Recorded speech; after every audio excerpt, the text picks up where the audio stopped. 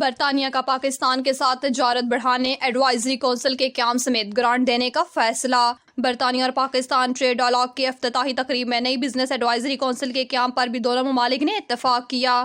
برطانیہ اور پاکستان کے وزراء نے دونوں ممالک کے درمیان تجارت کے فروغ کے لیے نئے اقدامات کا اعلان کیا اور یہ اعلان برطانیہ پاکستان ٹریڈ ڈائیلاگ کے آغاز کے موقع پر کیا گیا۔ ٹریڈ ڈائیلاگ کے تحت دونوں وزراء نے نئی برطانیہ پاکستان بزنس ایڈوائزری کونسل کے قیام کا اعلان کیا، جس میں ممتاز کاروباری رہنما اور سرکاری حکام شامل ہوں گے۔ کونسل پالیسی اصلاحات پر حکمت عملی کے حوالے سے مشاورت فراہم کرے گی۔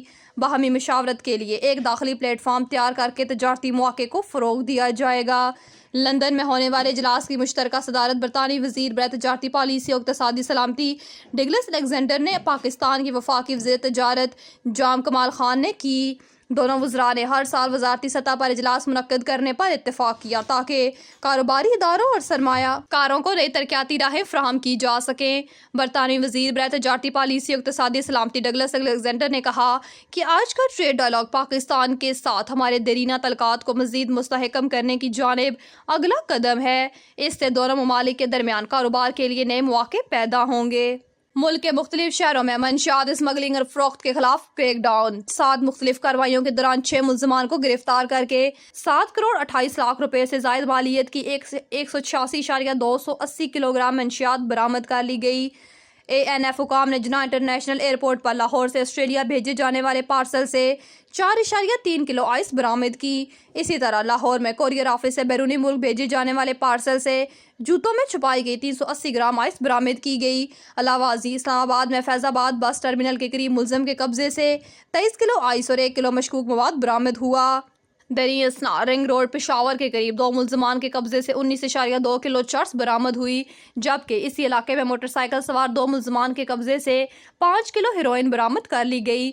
اسی طرح رنگ روڈ ہی کے قریب ایک اور کارروائی کے دوران ملزم کے بیگ سے 8.4 کلو چرس برآمد ہوئی۔ ادھر ہاکس بے روڈ کراچی میں واقع کمپنی کے گودام میں 2 کنٹینرز میں موجود مشینری میں چھپائی گئی 105 کلو آئس اور 20 کلو ہیروئن برآمد کر لی گئی۔ تمام کارروائیوں میں گرفتار ملزمان کے خلاف انسداد منشیات ایکٹ کے تحت مقدمات درج کر کے تحقیقات کا آغاز کر دیا گیا۔ لاہور سے آپ کو اپڈیٹ کریں گے، جہاں S P cantt captain retired Qazi Ali رضا کی روزانہ کی بنیاد پر کھلی کچہریوں کا سلسلہ جاری ہے۔ ایس پی کینٹ نے عوام الناس کی مسائل سنی اور موقع پر حل کے احکامات بھی جاری کیے۔ ترجمان پولیس کے مطابق کھلی کچہری میں عوام الناس اور ماتحت اہلکاران اور افسران کو درپیش مسائل سنے گئے۔ ایس پی کینٹ قاضی علی رضا کے مطابق کھلی کچہری میں عوام الناس اور شہریوں کے مسائل کے لیے ایس پی کینٹ نے کہا کہ میرے دفتر کے دروازے ہمہ وقت کھلے ہیں۔ کھلی کچہری کا مقصد سفارشی کلچر کا خاتمہ اور عوام الناس کے مابین فاصلے کم کرنا ہے۔ تھانوں میں آنے والے شہریوں کے ساتھ پولیس خوش اخلاقی، عزت و احترام سے پیش آئے۔ عوام کو درپیش مسائل کے حل اور جان و مال کی حفاظت کے لیے ہم ہمہ وقت موجود ہیں۔ عوام مشکل کی ہر گھڑی میں پولیس کو اپنے ساتھ شانہ بشانہ پہلی صف میں پائیں گے۔ انصاف کی فراہمی اور قانون کی بالادستی کے لیے کوشاں ہیں۔ S P cantt captain retired Qazi Ali رضا کی ہدایات پر منشیات فروشوں کے گرد گھیرا تنگ کر دیا گیا۔ اے ایس پی ڈیفنس شہر بانو نقوی کی سربراہی میں فیکٹری ایریا پولیس کی کارروائی۔ خفیہ اطلاع پر دوران پیٹرولنگ منشیات فروش آصف کو منشیات سمیت دھر لیا گیا۔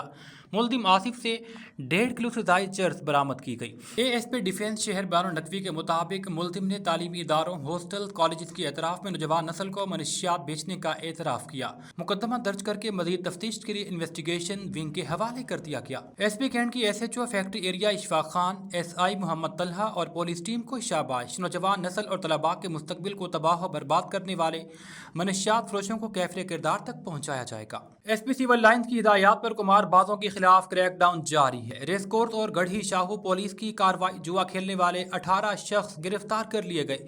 8 ملزمان کو جوا کھیلتے ہوئے رنگے ہاتھوں حبیب اللہ روڈ سے دھرا گیا۔ 10 ملزمان کو ریلوے گراؤنڈ گڑھی شاہو سے جوا کھیلتے ہوئے گرفتار کیا گیا۔ ترجمان پولیس کے مطابق ملزمان کے قبضہ سے داؤ پر لگی خطیر رقم اور موبائل فون برآمد کیے گئے۔ ملزمان نے روزانہ جوا کھیلنے کا اعتراف کیا۔ 18 ملزمان جن میں کاشف، عمران عباس اور ناصر شامل ہیں گرفتار کیے گئے۔ مقدمہ درج، مزید کارروائی جاری ہے۔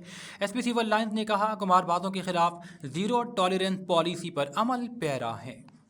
लिटन रोड पर पुलिस की कार्रवाई में गुटखा फरोश धर लिया गया। श्याम नगर रोड पर मौजूद बर्ड पान शॉप से गुटखा बरामद। पुलिस ने इतला मिलने पर फौरी कार्रवाई की और मुल्जिमान को गिरफ्तार किया। 10 लीटर माया हालत में गुटखा बरामद हुआ। मुल्जिम बिलावल और मुल्जिम मंजूर पर मुकदमा दर्ज इन्वेस्टिगेशन विंग के हवाले कर दिया गया। नौजवान नस्ल को नशे की लत में लगाने वाले किसी रियायत के मुस्तहिक नहीं है। एसपी सिविल लाइन चौधरी असर अली ने कहा कि ताबड़तोड़ कार्रवाइयां जारी रहेंगी। हाफिजाबाद से स्पेशल रिपोर्टर कमर भट्टी की रिपोर्ट के मुताबिक काली की मंडी नहर झंग ब्रांच में बच्चा नहाते हुए डूब गया।